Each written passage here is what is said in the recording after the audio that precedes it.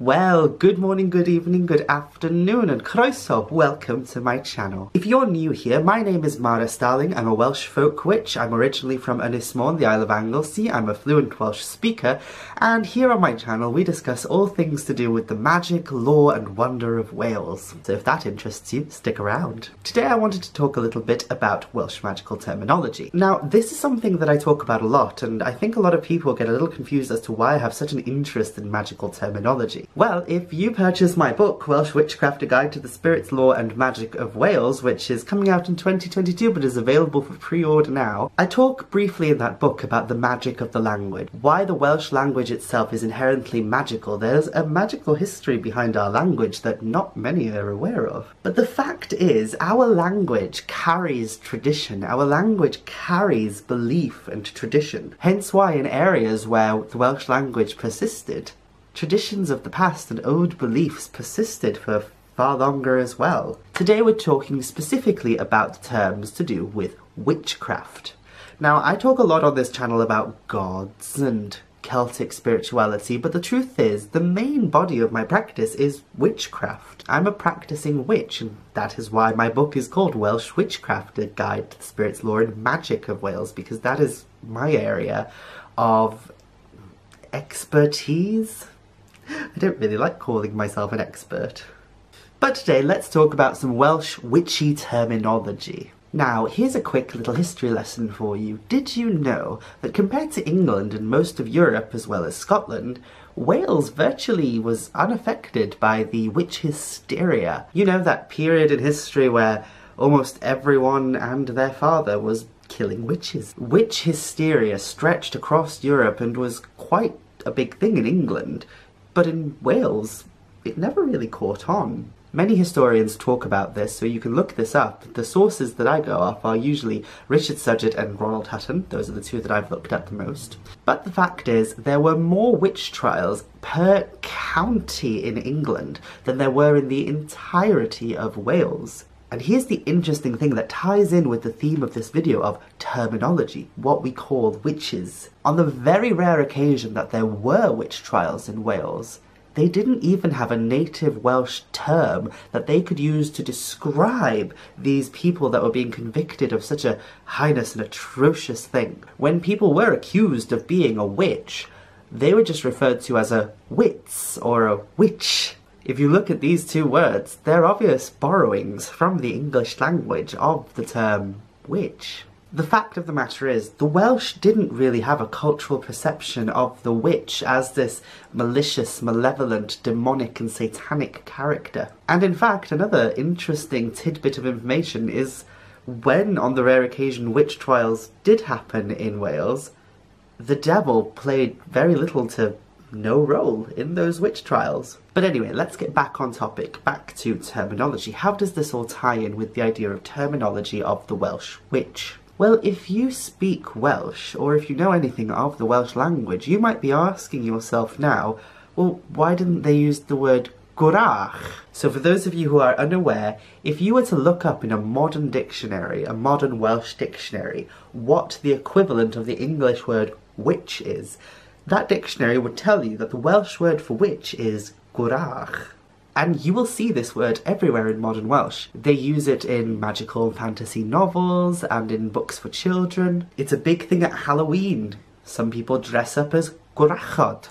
I grew up being known as the child who was obsessed with gwrachod, tylwyth teg a morforwynion, witches, fairies and mermaids. And it was very much that term that we all used, Gwrach. If you walked up to a Welsh person or a Welsh speaker in the street today and said, "What's witch in Welsh?" they would tell you it's Gwrach. But then that confuses a few people. If Gwrach is the Welsh word for witch, why do I not refer to myself as a Gwrach then?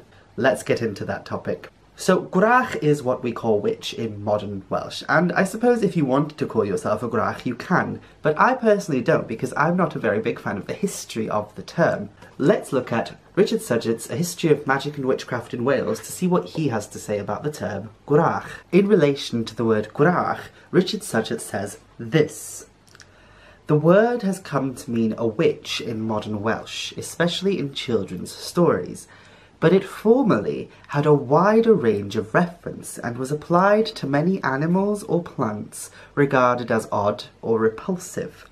Certain spiky or prickly domestic objects, and in some places was a name given to the intermittent fever or ague, a Gwrach, which periodically seized many people.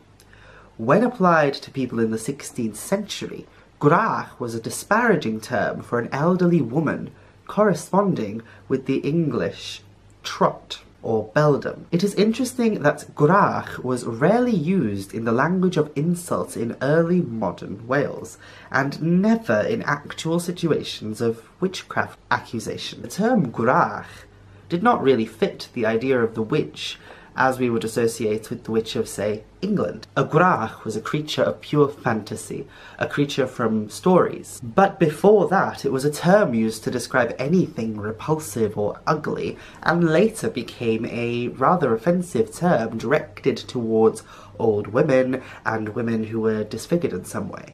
In fact, I would argue that if we were to compare Gwrach to any English word today, it wouldn't be witch, it would be hag. And I understand that a lot of people are probably thinking now, well, witch wasn't necessarily a very nice term either in early modern England. It was very much used as a term of disgust. It was a bad word to be associated with back then. And we've reclaimed it. We've reclaimed the term witch in English. But the truth is, the term witch in English covers a broader subject area than the term Gwrach does in Welsh.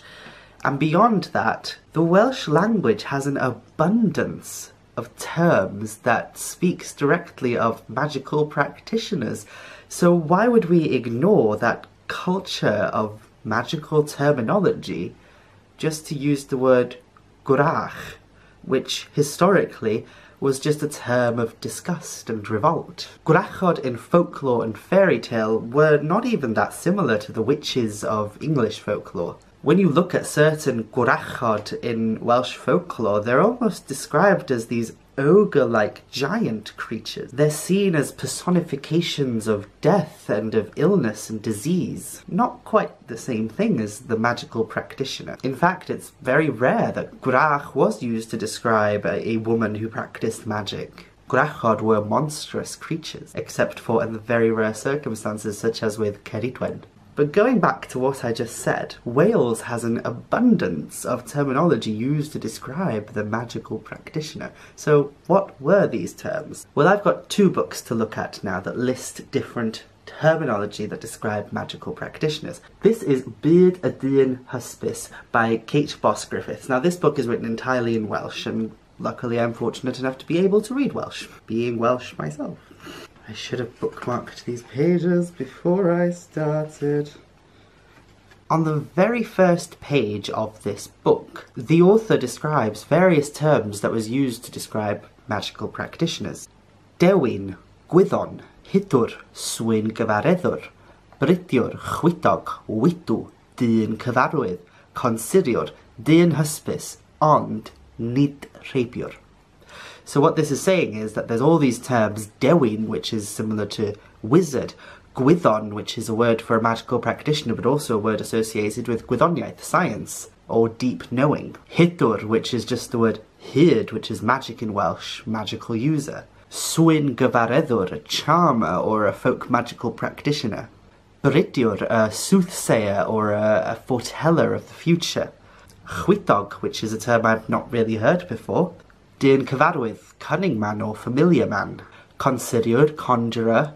And Dyn Hysbys, which means wizard, soothsayer or fortune teller.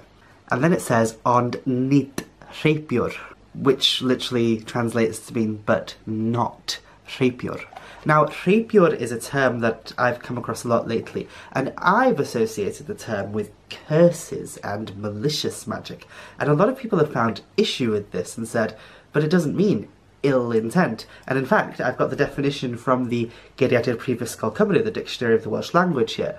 And the definition in there is literally one who casts spell upon a person or thing, wizard, one who bewitches or enchants, rapacious person, voracious or greedy person, predatory animal, bird, raptor or ravager. So you can see there that it can just mean someone who practices magic, but it also is associated with rather derogatory ideals. But in this it says that no, they would never ever refer to a folk magical practitioner as a rheibiwr. Going back to Richard Suggett's A History of Magic and Witchcraft in Wales, Richard Suggett actually has a chart here which outlines some Welsh magical terminology. I don't know if you can see that, it's a bit bright. But here in his chart it says Dewin, Brithiwr or Daroganwr, which is prophet, soothsayer or interpreter of prophecy, and is associated with divine inspiration. Planedydd, which is astrologer, Consiriwr again, which is wise man or conjurer, and then Hidolwr is an enchanter, someone who uses magic, a magician. Swinwr or Swinwraig, which is charmer, but also a folk magical practitioner, and usually has a knowledge of herbs and charms. And then rheibiwr or rheibies, and in this it says wizard, witch, sacrifice, and that rheibiwr or rheibies comes from ravage people, sacrifices to the devil for earthly gain. Rheibiwr have taught some how to sacrifice some way, as Swinwr taught others to pray. So it's obvious that rheibiwr and rheibies, those are terms that are attributed to those who practice magic maliciously or in a very negative and derogatory way. Sugget even says in that book that it's almost like rheibiwr is the parallel to Swinwr. Swinwr were those who used prayers and charms, and though they practiced magic, they were still highly regarded in the community and were seen as pious Christians, whereas the rheibiwr were not. So what do I call myself? I call myself quite a few things. The term that I refer to myself the most with is Swinwraig, and that is because I absolutely adore the word swin. So swin is the word for charm or magic or spell. Wraig is a Welsh word that means wife or woman. So the literal translation of Swinwraig, which is what I call myself, would be charm lady or spell lady. Somebody who is knowledgeable of herbs and spells and charms and magic. So that's the term I tend to go for the most because it's the one I like the most. And those are just a few of the terms that one can call themselves. There are so many terms from the native Welsh language that refer to a practitioner of magic that I think there's so much we can gain inspiration from beyond Gwrach.